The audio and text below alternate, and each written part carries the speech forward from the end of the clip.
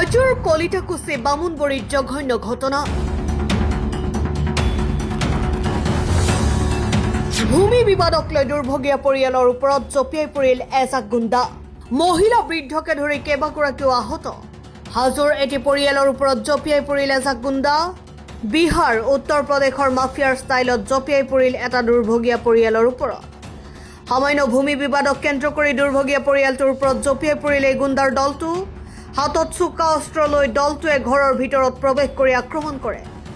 গুণ্ডাৰ দলটোৱে ইমানেই উপদ্ৰৱ কৰে যে পৰিয়ালটোৰ কেইবাগৰাকীও মহিলাক আক্ৰমণ কৰাৰ লগতে বৃদ্ধ লোকক আক্ৰমণ কৰি গুৰুতৰভাৱে আহত কৰে।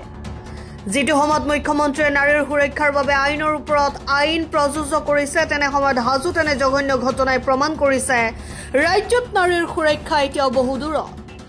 আনহাতে দুৰ্ভগীয়া পৰিয়ালটোৱে এতিয়া ভয় শংকাত দিন কটাব লগা অৱস্থা হৈছে। হাজো আৰক্ষীত পৰিয়ালটোৱে এজাহাৰ দাখিল কৰিছে যদিও গুণ্ডাৰা চলোৱা দলটোক আটক কৰিবলৈ সক্ষম হোৱা নাই। ইয়াকুবৰ ল'ৰা ইমৰান আলী আৰু আছিক আলী প্ৰথমতে মোক মাৰছি, ভুকেছি বেয়া বেয়া জাগাত। তাৰপিছত মই মানে ভিডিঅ' বনাইছিলো। ভিডিঅ'টো বনোৱাৰ কাৰণে মোক একদম অশ্লীল ভাষা গালি পাৰি কেনে মোক ভুকেছি আৰু গুৰি মাৰছি, ভুকেছি বেয়া বেয়া জাগাত। আৰু মই ক'বা নোৱাৰো, কিন্তু মোৰ জখম নাই, ভিতিৰা জখম।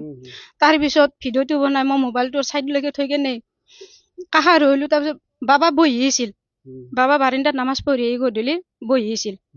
বহুত গধূলি মানে ইশাৰো নামাজ পঢ়ি কিনে বহি আছিল। কথা নাই বাৰ্তা নাই, মানে সি ইয়াকুব দাদা আহি ইমান বেয়া বেয়া, তাৰমানে ক'বা নোৱাৰো আৰু মাৰধৰটো কৰিছি। ইমান বেয়া বেয়া অশ্লীল ভাষা দি বাবাক ইমান বেয়া বেয়াকে গালি পাৰছি, মাকো মাৰছি, মাক মাৰছি, মোৰ জাটোক মাৰছি, মোৰ যাৰ ছোৱালী দুজনী আছিল দুয়োটাক মাৰছি, আনকি মোৰ ল'ৰাটোকো মাৰছি। এইটো দৰ্জাটো ভাঙি চিঙি ভিডিঅ'টোতো দিছোৱে, আপোনালোকে গমে পাব। ঘটনাটো এতিয়া এওঁলোকৰ বুলি কিবা পুৰণা মাটিৰ কেছ, আমিতো ইমান নাজনিম না। আমি এতিয়াহে বিয়া হৈ আছো, আমি ইমান পুৰণা কেছ আমি গম নাপাওঁ। যদি আপোনালোকক মাটি লাগে, আইন কানুন আছে, আইনে দি মাটি ল'ব।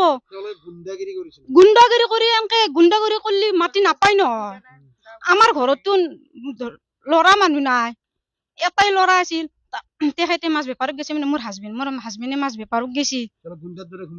একদম কৈছে এনে বজাৰং পাৰ্টি আহা দিছি, আছি আৰু মাৰছি। বাবা ইটো বেহুচ কৰি আছে বিছনাত, নিবা পাৰা নাই, তান্দৰ ভৈতে আমি নিবা পাৰা নাই।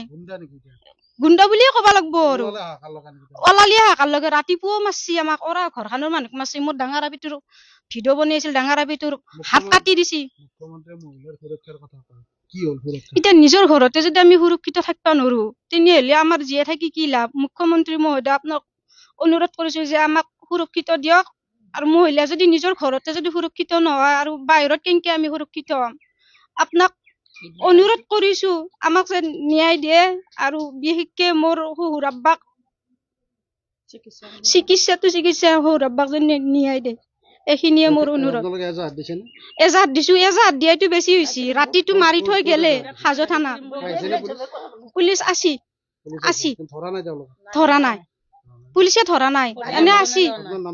মোৰ নামটো মিছ ৰচনা বেগম, কলিতাকুছি বামুণবৰী।